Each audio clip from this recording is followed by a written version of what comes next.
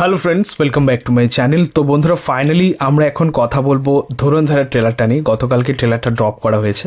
Actually গতকাল থেকে আজ পর্যন্ত ট্রেলারটা আমার 10 থেকে 12 বার দেখা হয়ে গেছে। আসলে আমি বহুদিন পরে এরকম একটা ট্রেলার দেখলাম। সিরিয়াসলি জাস্ট ছিটকে যাওয়ার মতো একটা ট্রেলারটা মানে সচরাচর সত্যি বলতে এত লেন্থি ট্রেলার কিন্তু আমরা পাই না। অনেক সিনেমার ট্রেলারই তো আসে, বাট এত লেন্থি হয় না। প্রায় 4 মিনিটের উপরে এই ট্রেলারটা ডিউরেশন রাখা হয়েছে। তবু প্রেজেন্টেশন দেখুন, মেকিং দেখুন, গল্প তো কোথাও রিভিল হয়নি, পাশাপাশি এতটাই এঙ্গেজিং ছিল, এতটাই মানে পাওয়ারফুল, এতটাই ক্যাচি, বারবার দেখতে ইচ্ছে করছে।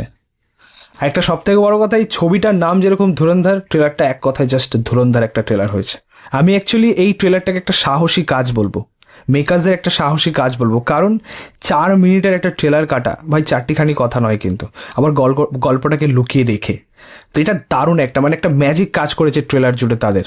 অসাধারণ প্রেজেন্টেশন, সেখানে এডিটিং বলো, কাটিং বলো, ব্যাকগ্রাউন্ড স্কোরের কাজ বলো, প্রত্যেকের ইন্ট্রোডিউস বলো, প্রত্যেকের পারফরমেন্স বলো, সব নিয়ে এটা একটা ধামাকা ছিল।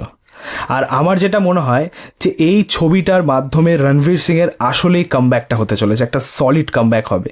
বাজিরাও মস্তানি, পদ্মাবত, সেই টাইপের একটা পাওয়ারফুল কাজ কিন্তু আমরা পেতে চলেছি, এবং গোটা বলিউড এই ছবিটা দেখবে রণবীরের পারফরমেন্স থেকে। হোক, প্রথমত একটা কথা বলি, দেখো রিউমার্স তো আমরাও পাই, আমরাও খবর পাই, বাট আমরা সত্যি বলতে যাচাই করে দেখে নিই যে কতটা রিয়েল আছে, কতটা আসল খবরটা।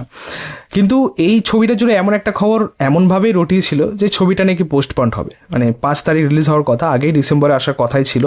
তো এই ডেটটাও নাকি পোস্টপন্ড হবে, এরকম একটা রিউমার ছড়িয়েছিল আর কি ইতিমধ্যে। বাট এখনও পর্যন্ত এটা একদম ক্লিয়ার, একদম ফাইনালাইজ বলতে পারো যে ছবিটা 5 ডিসেম্বর আসছে। এবং এই ছবিটা সব থেকে বড় কথা, যেটা একদম এক্সক্লুসিভ নিউজ এই মুহূর্তে, 2টো পার্টে আসবে।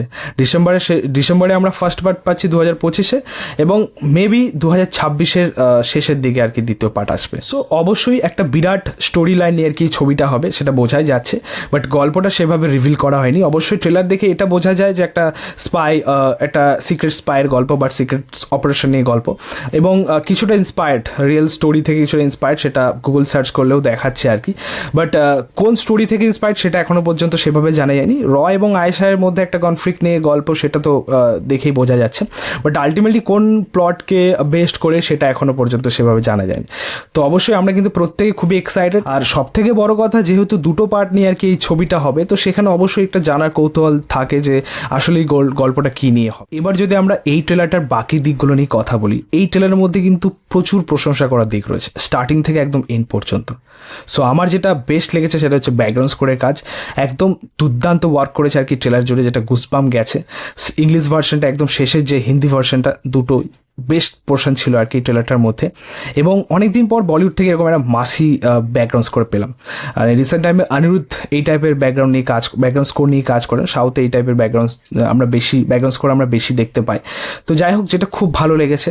পাশাপাশি এই ট্রেলার জুড়ে প্রত্যেকের পারফরমেন্স, আমি তো সত্যি বলতে এই ছবির কাস্টিং নিয়ে ভাই দারুণ এক্সাইটেড।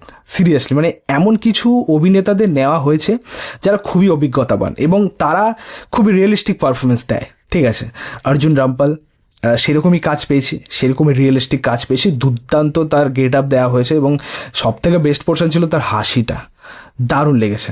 তারপরে আমাদের অক্ষয় খান্না, রিসেন্ট টাইমে তো সে তো মানে বলিউডে রাজ করছে বলতে পারো, মানে একের পর এক দুর্ধর্ষ কিছু প্রজেক্ট সে পাচ্ছে, এবং সেই লেভেলের পারফরমেন্সও থাকছে তার। তার বলার যে স্টাইলটা দারুণ দারুণ। তারপরে আমাদের মানে আর মাধবন, মানে কি বলবো, একটার পর একটা নাম আছে আর কি এই ছবির সাথে জুড়ে। মানে শুধুমাত্র যে রণবীর সিংকে দেখতে যাব তা নয়, তুমি ট্রেলারের কাটিংটাও দেখবে, হয়তো প্রথমে অর্জুন রামপালের ইন্ট্রোডিউস হলো, তারপরে কিছুটা পোর্শন আমাদের রণবীর সিংকে দেখালো, তারপর কিন্তু আর দেখালো না। তারপর আর মাধবন, তারপরে আমাদের অক্ষয় খান্না, দেন আমাদের সঞ্জয় দত্ত, অবশ্যই তাকে আমি ভুলে গেছিলাম আর কি বলতে, তাকে নিয়েও। তারপরে শেষে আমাদের রণবীর সিংকে আবার ইন্ট্রোডিউস করা। তো ট্রেলার কাটিংটা দেখো, মানে মেন যে ফোকাসটা মানে রণবীর সিংয়ের উপর না রেখে আদার্স যারা মেন চরিত্র রয়েছে তাদের উপর রাখা হয়েছে। তো এটা খুব মানে অ্যাকচুয়ালি প্রেজেন্টেশনটা এমনই হয়েছে, এডিটিংটা এমনই হয়েছে, যেটা আমার খুব ভালো লেগেছে।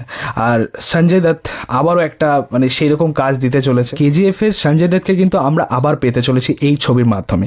তিনি রিসেন্ট টাইমে বহু ছবিতেই ভিলেনের পার্ট করেছেন, বাট কোনো চরিত্রটাই সেই দাগ কাটার মতো হয়নি, যেমনটা কেজিএফের চরিত্রটা ছিল আর কি। তো সেই টাইপের কাজ বহুদিন পর আমরা আবার পেতে চলেছি। আমার যেটা মনে হয়, তার ইন্ট্রোডিউসটা আমার দারুণ লেগেছে এন্ট্রিটা যেভাবে তার করানো হয়েছে, একটা মানে আসল যে ভিলেন এই ছবির মধ্যে সেইভাবেই তাকে ট্রিট করা হয়েছে, তো সেটা খুব ভালো লেগেছে। বাকি এই ট্রেলার জুড়ে যেরকম ভিজুয়াল ছিল, সেটা বিভিন্ন ব্লাস্টের দৃশ্যগুলো বলো, কার অ্যাক্সিডেন্ট বা অ্যাকশন পোর্শনগুলো যেখানে ক্যামেরার কাজ খুব ভালো হয়েছে, বিশেষ করে এই কার চেসিংয়ের পোর্শনগুলো খুব ভালো ক্যামেরার কাজ হয়েছে। পাশাপাশি যেরকম ব্রুটালিটি আমরা দেখলাম, আমার তো মনে হয় একটা অ্যানিমেলের বাবা হতে চলেছে, সিরিয়াসলি চরম লেভেলের কিছু ব্রুটালিটি ছিল। এবং যেরকম কালার গ্রেডিং রাখা হয়েছে, অ্যাকচুয়ালি এটা পুরোটাই পাকিস্তানের ব্যাকড্রপে তৈরি আর কি গল্পটা, বা সেরকম স্টোরি লাইনটা রয়েছে, তো সেই দিক থেকে লুক অ্যান্ড ফিলটা কিন্তু সেরকমই ওয়ার্ক করছে। ওভারঅল এই ট্রেলারটা এক কথায় দুর্ধর্ষ একটা ট্রেলার, সেটা নিয়ে কোনো সন্দেহ নেই। আমার মনে হয় যে বক্স অফিসে এই ছবিটা কিছু করে যাবে। এই ছিল বলার ট্রেলারটা নিয়ে। তোমাদের মতামত রিয়াকশন অবশ্যই কমেন্টে জানিও। ভিডিওটা ভালো লাগলে অবশ্যই লাইক কমেন্ট শেয়ার করে দিও, পাশে থেকে সাপোর্ট করো, চ্যানেলটাকে অবশ্যই সাবস্ক্রাইব করে দিও, পাশে থাকা বেল আইকন প্রেস করে দিও পরবর্তী ভিডিওগুলো আপলোড। Thank you, tata.